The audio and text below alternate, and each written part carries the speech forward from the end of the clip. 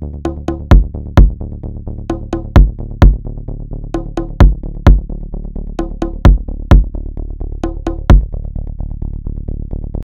guys, it's Man here, Double H, so that's half hope.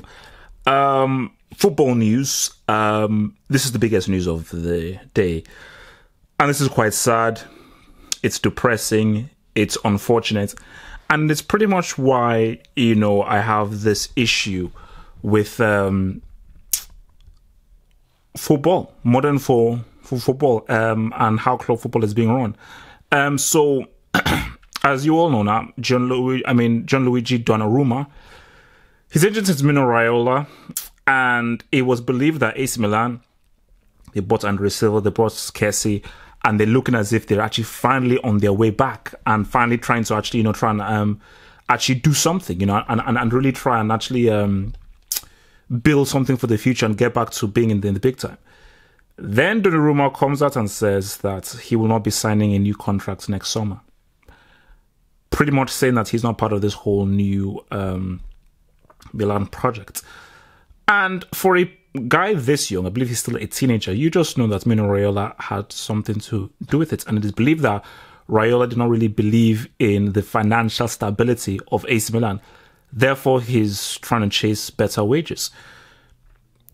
This is sickening and disgusting because it is so wrong that an agent who is a loser, who only cares about money, you're not a football player, nobody cares about you, you're irrelevant. And the very fact that people even interview you is shocking because you have zero relevance.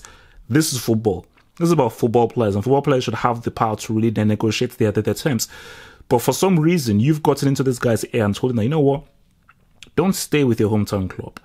Don't try and build something with AC Milan. Struggle, but still try and build something for the future. Don't follow a guy like Buffon's footsteps, where Buffon, he went down with the Juventus to Serie B, stayed with them, and got promoted with them.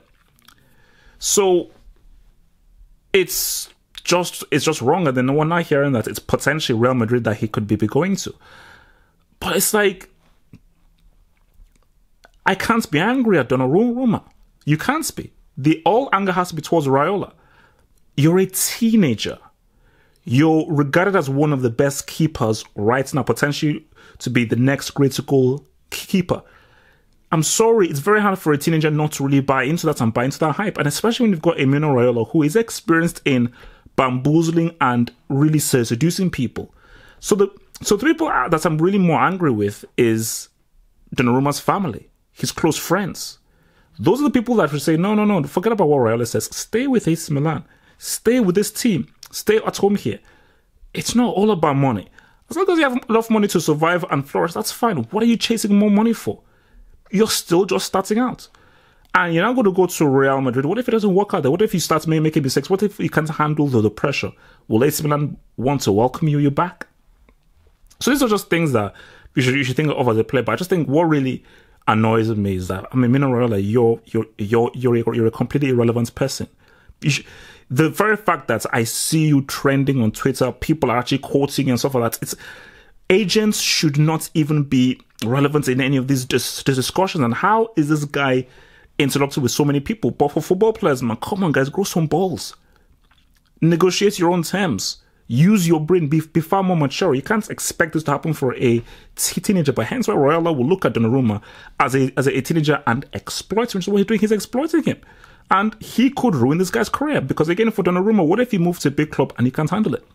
Not everybody can handle it. No, and not everybody can flourish at a big club. And especially for a keeper, if you start making mistakes in big games, because Donnarumma, you've not had a big game yet. You've not had a Champions League game. You've not had a cup final.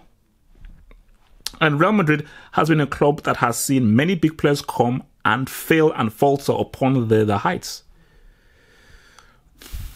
Donnarumma, rethink about this, rethink. But moving on, we're still staying on Real Madrid still, and apparently they've now opened talks with Kylian Mbappe. I've said this before, and I said this on the banter show call out that I did, that this will be the world record that gets broken. The world record will get broken again, and I'm looking at like 115 or 120. The Mbappe to Arsenal thing, that's. I mean, people are saying, oh, there's going to be a swap deal involving Mbappe and Giroud, excuse me? So Monaco will say, we'll take, you have Mbappe, we'll take Giroud. That sounds like a fair deal. So all that's happened, they want to iron the stuff out, you know, and I do expect this to get done maybe within the next weeks. I think this is going to take a long time because Real Madrid are ready to spend that cash because, again, that is what, you know, Perez is all about. Like, look, man, let's just spend that money. And for Monaco, they want the right price. They want the right price because they say, look, man, let's have the right price because we've lost Bernardo Silva. We're most likely going to lose Bakayoko. We're going to lose Mendy as well. Let's get the right price. Okay, let's get the right price, collect all the money, and try to rebuild the team for next season. And I think for Mbappe, look, because again, the difference between Mbappe and Donnarumma is that I see confidence in Mbappe, and I think that Mbappe, he is ready for that Real Madrid team. Because again, he's not going to come straight into the starting lineup, but it's going to be easy. But I just feel like if he's got so much ability that I think he could really flourish and really work at Real Madrid. But as I say that, is it too early for a teenager to go to Real Madrid? Is it too early for a teenager to not be a starter and expect to really perform for Real Madrid? This is a club that have fans who basically boo Cristiano. So, moving on swiftly, we've got Keita Balde, a player who I think is really, really, really good. I was very impressed with him playing for Senegal, very direct, attack-minded player. And now we're hearing that both Liverpool and Tottenham are looking to try and poach him and get him. For Liverpool, why do you keep going for attacking players? I mean, my gosh, Klopp, get a defender. Why are you linked in with this guy? For Tottenham, I don't know where he would fit in at Tottenham. You know, that's an interesting one because for Tottenham, definitely, Tottenham can definitely get better and get much more better players.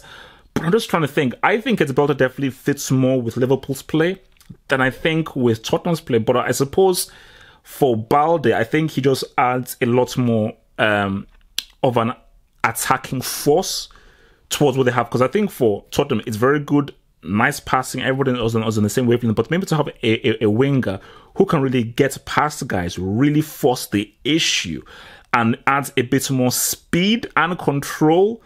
It's almost like you're adding a different dynamic to your team. Because again, you don't want to be too predictable, and you want to have different kinds of weapons to always keep your defenders guessing. So I think Balde just brings a whole different outlook to an attack than what Tottenham have currently.